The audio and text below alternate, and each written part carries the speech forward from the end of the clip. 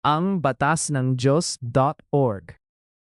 Ang batas ng Diyos, panimula. Ang buhay na walang hanggan ay hindi ibibigay sa mga nagsasabing sumusunod sila kay Jesus habang sinasadya nilang tumangging sundin ang mga kautusang iniutos ng kanyang Ama. Ang sinumang bahagyang tumatanggi sa kautusan ng Diyos ay lubusang tumatanggi sa autoridad ng Diyos. Ang Sabbath, ang pagtutuli, ang mga ipinagbabawal na karne, ang paggamit ng sidsit, ang balbas, at bawat iba pang utos ay dapat tanggapin ng may buong kaseryosohan na nararapat sa mga ito ng bawat kaluluwang tunay na naghahangad ng kaligtasan. Dalawang maling palagay. Ang mga argumentong ginagamit ng mga pinunong Kristiyano upang tanggihan ang pagsunod sa kautusan ng Diyos na ibinigay sa atin sa pamamagitan ng mga propeta ay nakasalig sa dalawang maling palagay. Maling palagay isa, isang ibang daan para sa mga hentil. Ang una ay ang paniniwalang ang lumang tipan ay para sa kapakinabangan ng mga Hudyo, samantalang ang bagong tipan ay lumikha ng ibang daan ng kaligtasan para sa mga hentil. Ang ipinahihiwatig nito ay na sa kung anong dahilan ang mga hentil ay hindi kayang sundin ang mga utos na sinunod sa loob ng maraming siglo, kabilang na ni Jesus mismo, ng kanyang mga magulang, mga kamag-anak, mga apostol at mga alagad. Ipinapalagay na ang mga hentil ay nangangailangan ng mas madaling daan, isang daan kung saan hindi na kailangan sundin ang walang hanggang kautusan ng Diyos upang magkamit ng buhay na walang hanggan. Ang maling paniniwalang ito ay hindi pinapansin ang katotohanan wala ni saan man sa apat na ebanghelyo na binanggit ni Jesus na siya ay nagsisimula ng isang bagong relihiyon para sa mga hentil. Kung ang isang bagay na ganito kaseryoso ay totoo, hindi sana nag-iwan si Kristo ng anumang pagdududa tungkol dito. Ituturo sana niya ito sa malinaw na pananalita at sa maraming lugar upang maunawaan ito ng lahat. Bukod dito, wala ring sinasabi sa alinmang makahulang talata sa lumang tipan na darating ang Mesiyas upang lumikha ng isang bagong daan ng kaligtasan para sa mga hentil na hindi na mangangailangan ng pagsunod sa mga kautusan ng Diyos. Tuwing binabanggit ng mga propeta ang mga hentil, isang bagay ang malinaw nilang ipinapakita. Inaasahan ng Diyos na susundin ng mga hentil ang kanyang mga kautusan, gaya rin ng kanyang inaasahan sa mga Hudyo. Hindi hihigit at hindi kupulangin. Iisa ang magiging kautusan para sa katutubo at para sa dayuhang nakatira sa gitna ninyo. Exodo 12:49. Ang kapulungan ay magkakaroon ng iisang kautusan na siya ring susundin ninyo at ng hentil na naninirahan sa gitna ninyo. Ito ay walang hanggang tuntunin. Mga bilang 15:15. At ang hentil na makikisama sa Panginoon upang paglingkuran siya, at sa gayon ay maging kanyang lingkod, at matatag na hahawak sa aking tipan, sila rin ay dadalhin ko sa aking banal na bundok. Isaias 56, mula 6 hanggang 7. Ang plano ng kaligtasan na umiiral ngayon ay siya ring planong umiiral mula pa ng pasimula ng sanlibutan.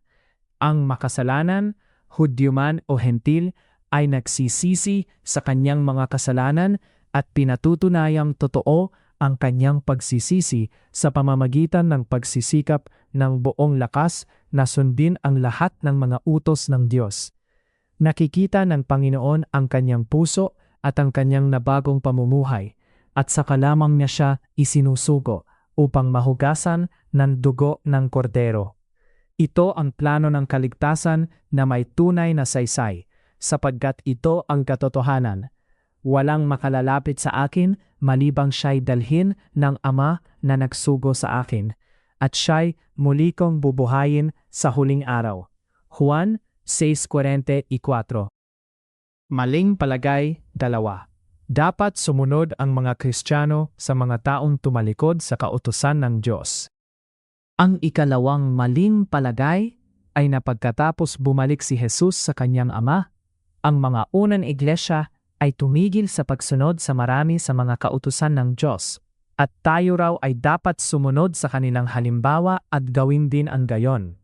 Ang ideya ay na may ilang taong dumating pagkatapos ni Jesus at nagturo sa mga iglesia na marami sa mga utos na matapat na sinunod ni Jesus at ng kanyang mga alagad, gaya ng pagtutuli, ang Sabbath, ang mga ipinagbabawal na karne at iba pa, ay maaari ng ligtas na balewalain ng mga bagong tagasunod ni Kristo.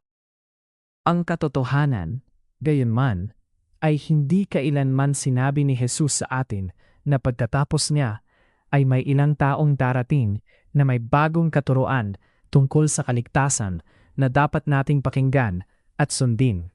Walang anumang propesiya sa lumang tipan o sa 4 na ebanghelyo tungkol sa sino mang isusugo ng Diyos pagkatapos ng Mesiyas na may dalang mga bagong doktrina para sa kanyang bayan.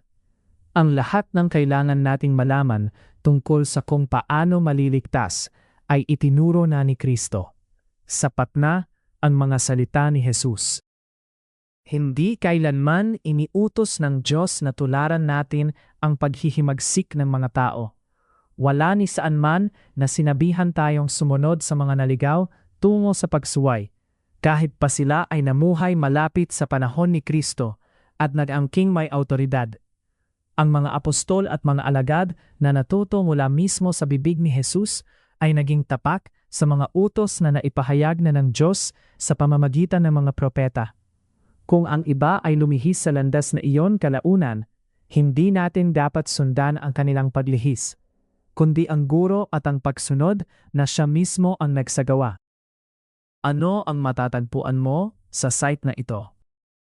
Sa mga artikulo sa site na ito, susuriin namin ng detalyado ang mga utos na hindi pinapansin, pinapalambot o ipinapaliwanag ng palusot ng karamihan sa mga iglesia.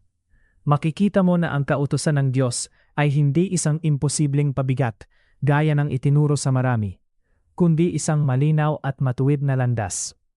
Hindi nagbigay ang Diyos ng daan-daang nakalilitong kahilingan upang bitagin ang kaluluwa. Kaunti ang kanyang mga utos, ngunit makapangyarihan, matalino, at lubos na kayang sundin ng mga tunay na may takot sa kanya at nagnanais ng buhay na walang hanggan. Ang naging problema ay hindi kailanman na napakarami ng hinihingi ng Diyos, kundi na higit na iniibig ng mga tao ang kaginhawahan kesa sa pagsunod.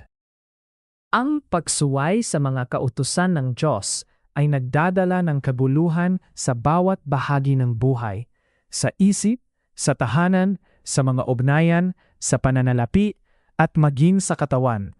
Ngunit ang mga nagpapasakop sa makapangyarihang kautusan ng Diyos ay dapat umasa sa mismong mga bagay na ipinangako niya sa mga masunurin, mga pagpapala, pagliligtas, pag-ingat, at ang kanyang pabor sa bawat bahagi ng buhay. Awit 1:2-3. Ang kanyang mga utos ay nagdadala ng kaayusan, katatagan, at ng malalim na kapayapaan ng isang malinis na budhi sa harap niya. Higit sa lahat, dinadala ng mga ito ang katiyakan na ang isang tao ay lumalakad sa landas ng kaligtasan. Wala sa mga mabubuting bagay na ito ang dapat asahan ng mga sadyang lumalaban sa kautusan ng Diyos. Hindi ibinubuhos ng Panginoon ang pinakamabuti niyang mga pagpapala sa mga tumatanggi sa kanyang awtoridad. Ito at marami pang ibang pag-aaral tungkol sa kautusan ng Diyos ay matatagpuan sa site angbatasnangdiyos.org.